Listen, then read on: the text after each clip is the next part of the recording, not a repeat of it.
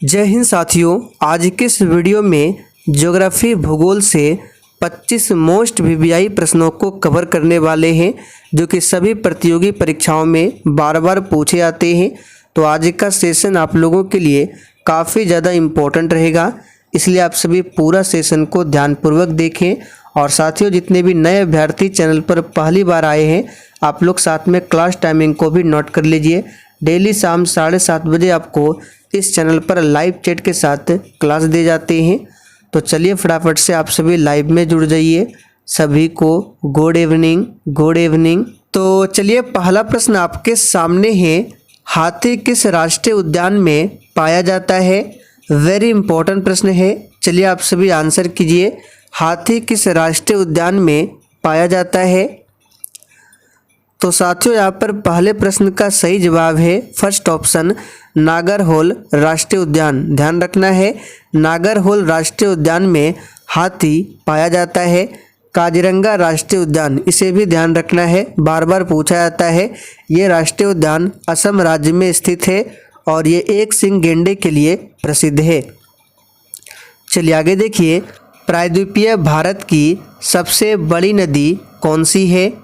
चलिए आप सभी दूसरे प्रश्न के लिए आंसर बताएंगे। और साथियों, यहाँ से 2 से 3 प्रश्न बनेंगे, सभी को आपको ध्यानपूर्वक सुनना है।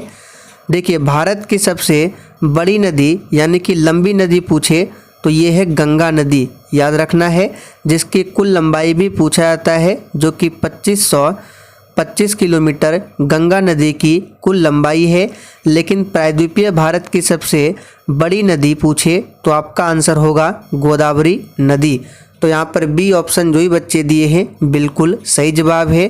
गोदावरी नदी को दक्षिण की गंगा या फिर दक्षिणी गंगा कहा जाता है, लेकिन दक्षिण भारत की गंगा पूछे तो कावेरी नदी को कहा जाता है। फिर से रिपीट कर देते हैं, दक्षिण भारत की गंगा कावेरी नदी, लेकिन दक्षिणी गंगा पूछे तो गोदावरी।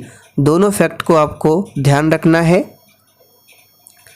चलिए आगे देखिए, काली मिट्टी किस फसल की खेती के लिए सर्वाधिक उपयोगी है? बिल्कुल आपको सोच समझकर आंसर करना है। तो प्यारे साथियों, काली मिट्टी का दूसरा नाम पूछा जाता है जो कि रेगुर मृदा है। याद रखिएगा, रेगुर मिट्टी ये काली मिट्टी का दूसरा नाम है और इस मिट्टी में सबसे अधिक कपास की खेती की जाती है। तो यहाँ पर बी ऑप्शन आपका सही जवाब है, कपास। चलिए आगे देखिए, ओबरा शहर किस लिए प्रसिद्ध है? वेरी इंपॉर्टेंट प्रश्न है, इसको आप सभी स्टार मार्क कर लीजिए, बार बार पूछा जाता है। तो प्यारे साथियों, ओबरा शहर जो है ये थर्मल पावर प्लांट के लिए बहुत ही प्रसिद्ध है। तो यहाँ पर बी ऑप्शन आपका सही जवाब है। आप लोग कमेंट करके बताइए, ओबरा शहर किस राज्य में है? चलिए आगे देखिए, किस बंदरगाह को भारत का प्रवेश द्वार कहा जाता है? बिल्कुल टॉप लेवल का प्रश्न है, इसलिए पूरा सेशन को ध्यानपूर्वक देखें। तो प्यारा साथियों, इसका सही जवाब है फर्स्ट ऑप्शन, मुंबई। मुंबई बंदरगाह को भारत का प्रवेश द्वार कहा जाता है और मुंबई बंदरगाह भारत का सबसे बड़ा बंदरगाह भी है। चलिए आगे देखिए, प्राकृतिक रबड़ के उत्पादन में भारत का विश्व में कौन सा स्थान है? और साथियों, जिसने अभी तक सेशन को लाइक नहीं किया है तो प्लीज़ आप सभी से रिक्वेस्ट है कि आप सभी सेशन को साथ में लाइक भी करते चलें। तो साथियों, प्राकृतिक रबड़ के उत्पादन में भारत का विश्व में चौथा स्थान है और भारत में पूछे सबसे अधिक रबड़ का उत्पादन किस राज्य में होता है? तो याद रखिएगा, केरल में। इन सभी फैक्ट को ध्यान रखना है। चलिए आगे देखिए, दलदली अथवा ज्वार भाटा क्षेत्र में पाए जाने वाले वन को क्या कहा जाता है? और साथियों, सेशन के लास्ट में आप सभी को अपना अपना स्कोर कमेंट करके हमें ज़रूर बताना है। तो साथियों, दलदली अथवा ज्वार भाटा क्षेत्र में पाए जाने वाले वन को बोला जाता है मैंग्रोव वन। इस प्रश्न पर भी आप सभी डबल स्टार मार्क कर लें, वेरी इंपॉर्टेंट एग्जाम के लिए, मैंग्रोव वन। मुंबई हाई किससे संबंधित है? चलिए 8 के लिए फटाफट से आंसर बताइए। तो साथियों मुंबई हाई जो है ये अपतट तेल क्षेत्र के लिए बहुत ही प्रसिद्ध है। यहाँ पर फर्स्ट ऑप्शन आपका सही जवाब है। भारत का कॉफ़ी अनुसंधान संस्थान कहाँ पर स्थित है? बिल्कुल एग्जाम में छपने वाला प्रश्न है। तो साथियों भारत का कॉफ़ी अनुसंधान संस्थान ये कर्नाटक के कुर्ग में स्थित है। तो यहाँ पर सी ऑप्शन आपका सही जवाब है, कुर्ग में। चलिए आगे देखिए, पश्चिमी घाट पर पाई जाने वाले वनस्पति का प्रकार क्या है? तो साथियों पश्चिमी घाट पर पाई जाने वाली वनस्पति को बोला जाता है क्या? तो सदाहरित। यहाँ पर फर्स्ट ऑप्शन आपका सही जवाब है। आगे देखिए, चूखा जल विद्युत परियोजना जो कि भारत एवं भूटान की संयुक्त परियोजना है, ये किस नदी पर स्थित है? तो साथियों यहाँ पर 11वें प्रश्न का सही जवाब है सी ऑप्शन, ये वांगचू नदी पर स्थित है। चलिए आगे देखिए, दक्षिण भारत में सर्वाधिक चाय उत्पादित करने वाला राज्य कौन सा है?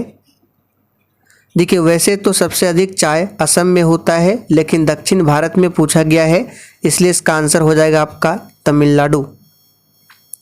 चलिए आगे देखिए, भारत के पश्चिमी तट का उत्तरी भाग जाना जाता है। तो प्यारे साथियों भारत का जो पश्चिमी तट है और उसका उत्तरी भाग है उसको कहा जाता है कोंकण तट। यहाँ पर फर्स्ट ऑप्शन आपका सही जवाब है।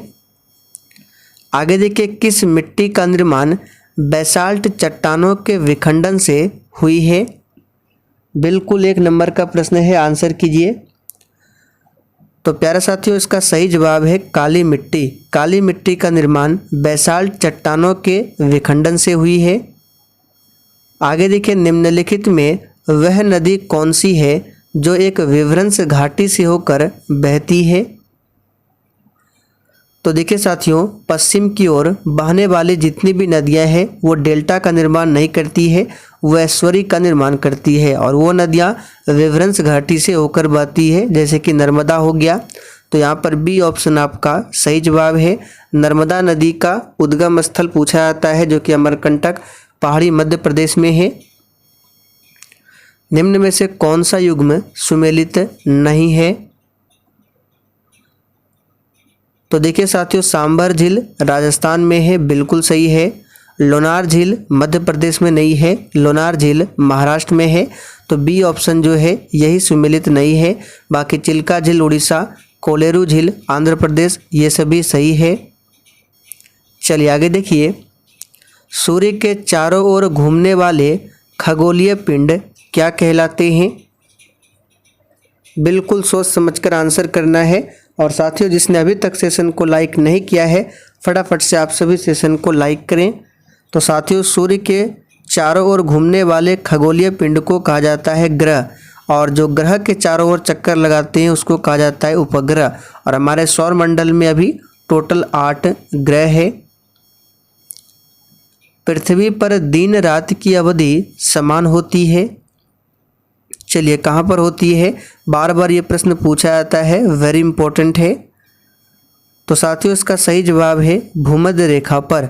भूमध्य रेखा पर दिन और रात की अवधि समान होती है।